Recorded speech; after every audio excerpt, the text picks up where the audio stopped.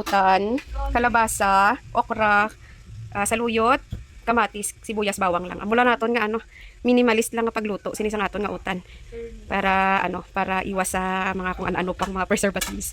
So, magpakuha ako sang tanglad kay tanglad ang aton nga sabaw. So, let's see later. Bye! So, ayan, pinakuluan lang natin ang kamatis, sibuyas, bawang. Wala tayo nakakuha sang tanglad, kaya yan lang talaga, nilagyan na lang natin ng suka.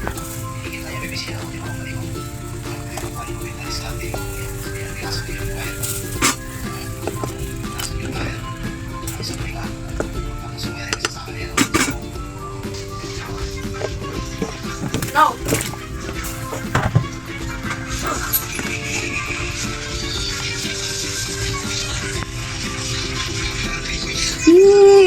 Tingnan natin kung ano na. Mukhang okay na. Lagay na natin ang dahon.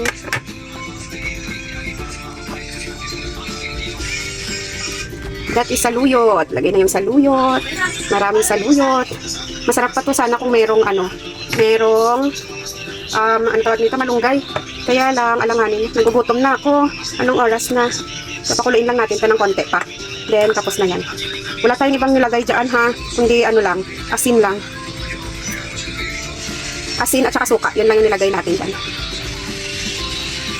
So, ox na. Lasa na yung, yung pinakapalasa natin dyan talaga, asin lang talaga, at saka suka. Then, yung mga lasa na ng gulay. Sarap! Luto na! Tingnan nyo ang ating laswa. Luto na siya. Yum, yum, yum na. Kakain na tayo. Ako na lang yung hindi nakakain ng tanghalian. Anong oras na? Let me see the oras. 2:48 na. Ako na lang yung hindi pa nakakain. Kasi ayoko ng ulam nila. Luto ako ng gulay ko. So, let's eat, let's eat! Bunny! Kanamiton! Kanamiton! Sabaw, sabaw. Sabaw, sabaw.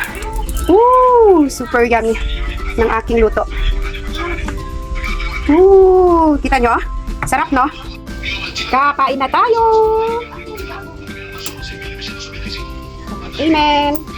So, ito na ang ating laswa and ginabos. Bagoong-bagoong. So yummy!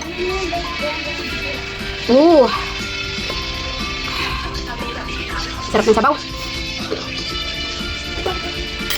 Kain na tayo.